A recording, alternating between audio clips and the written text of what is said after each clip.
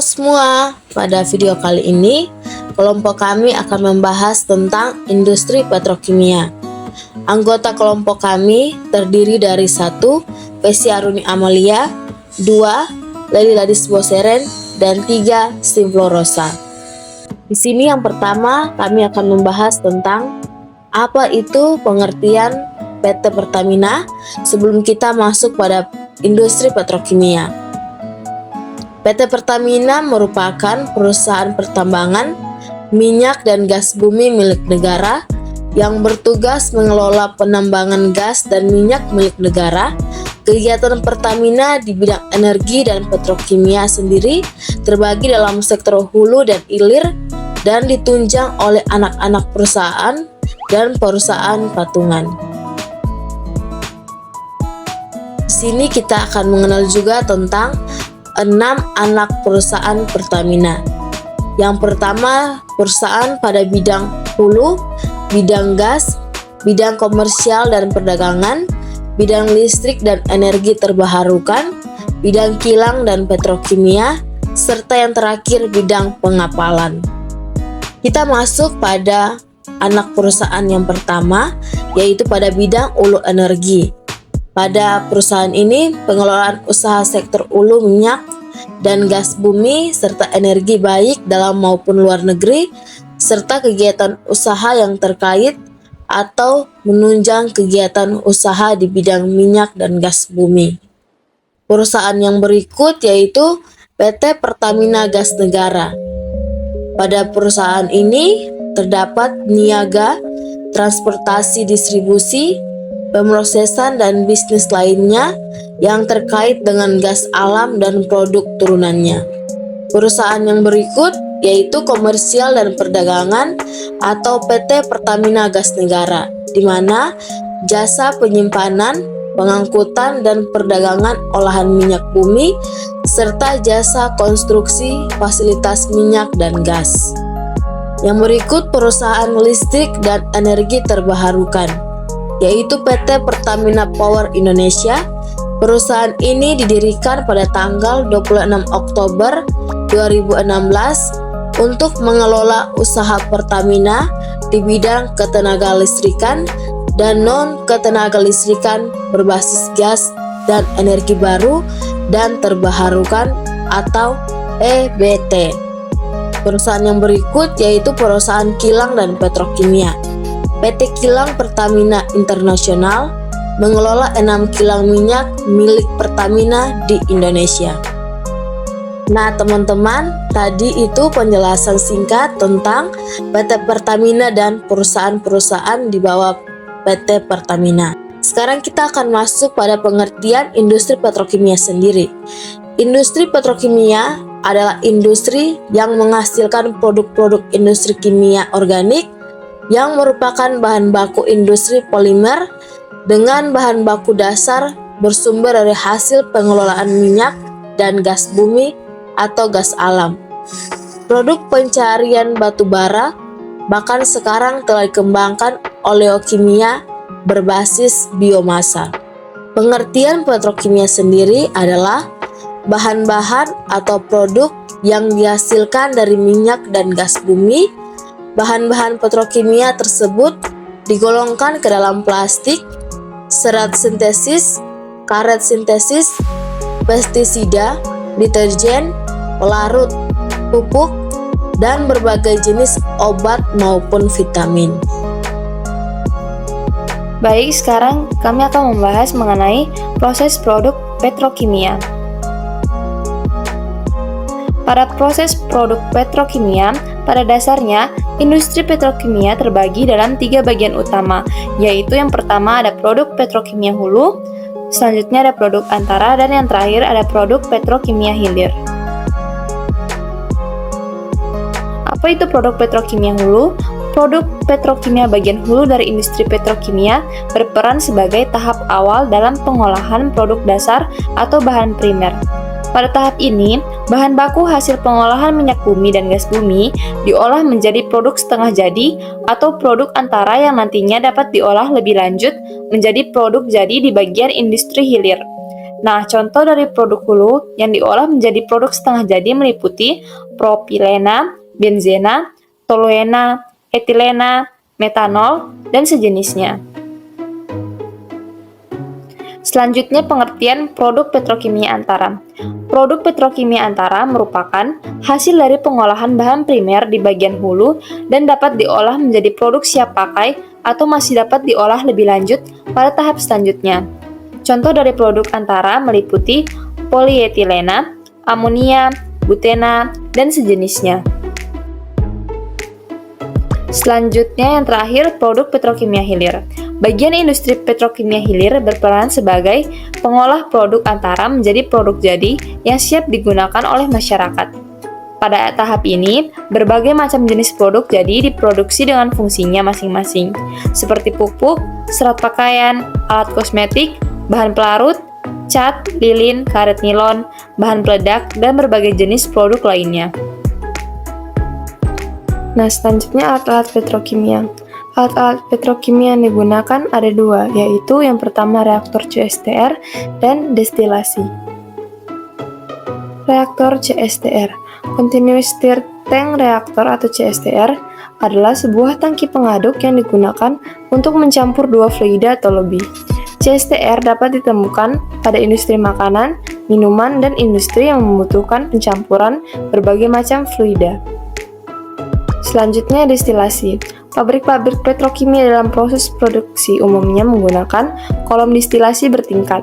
Produk dari satu kolom distilasi akan dipergunakan sebagai umpan untuk kolom distilasi selanjutnya, sehingga didapatkan pecahan-pecahan hidrokarbon dengan panjang rantai karbon tertentu yang diinginkan. Kolom yang digunakan adalah kolom detanizer dan depropanizer. Selanjutnya, apa saja sih bahan baku petrokimia?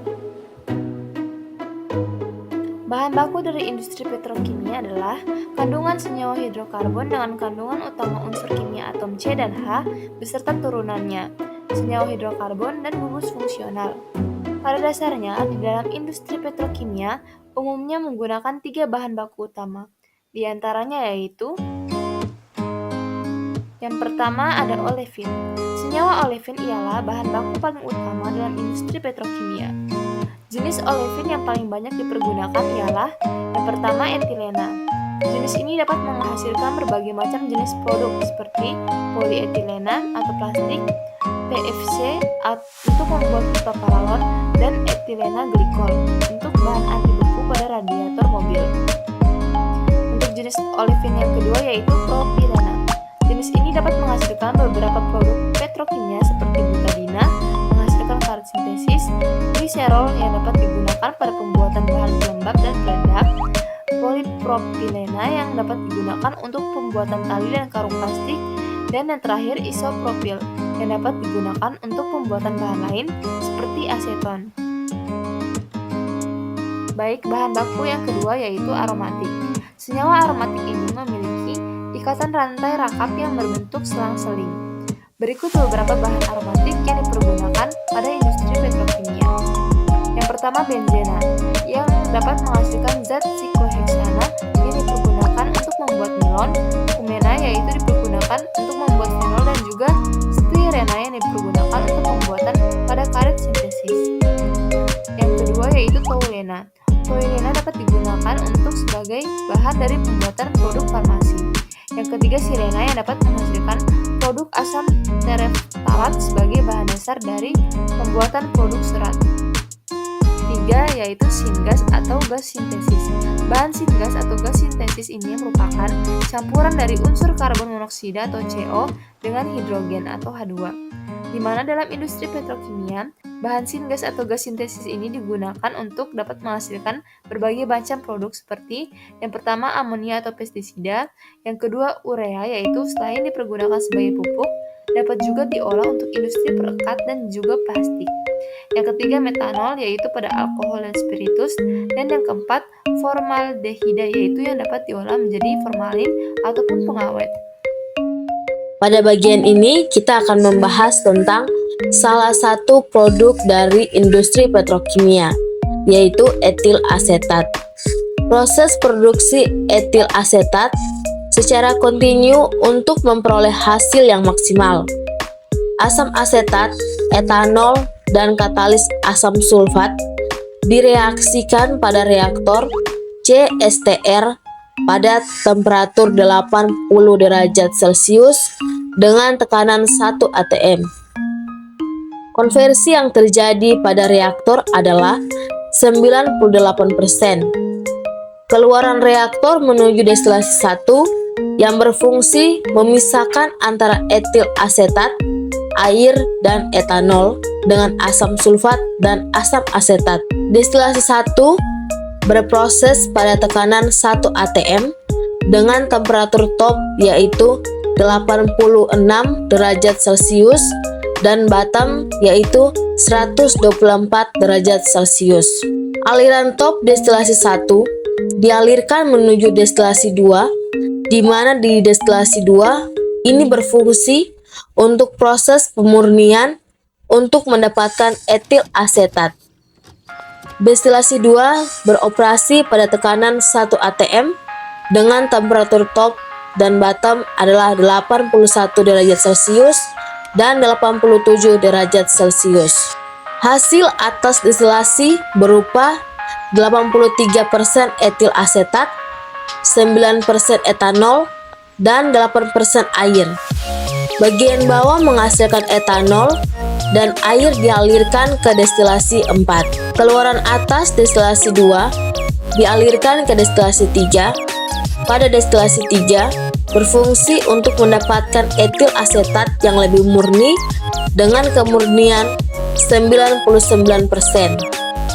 Destilasi 3 beroperasi pada tekanan 1 atm dengan temperatur top dan bottom adalah 76 derajat Celcius dan 86 derajat Celcius.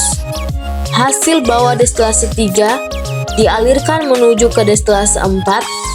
Hasil atas destilasi 4 berupa etanol 95% dan hasil bawah adalah air. Etanol pada hasil atas destilasi ini 90% direcycle ke reaktor dan sisanya ditampung di unit pengelolaan limbah. Itu tadi penjelasan tentang pembuatan etil asetat dengan proses kontinu esterifikasi. Kita telah melihat bagaimana proses pembuatan etil asetat. Nah, sekarang kita juga akan mengenal sifat fisik dari etil asetat.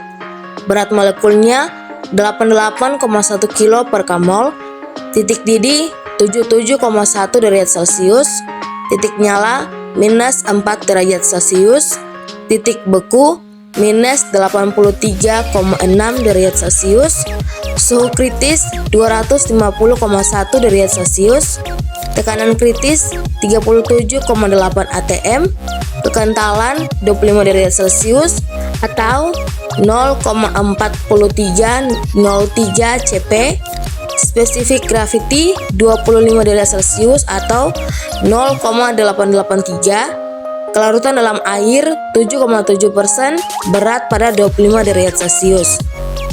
AF 25 derajat Celcius atau gas minus 442,92 kJ per mol. Yang berikut sifat kimia.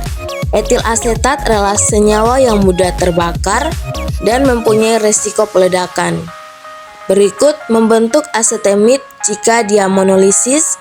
Yang kedua akan membentuk etil benzoid asetat bila bereaksi dengan etil benzoat.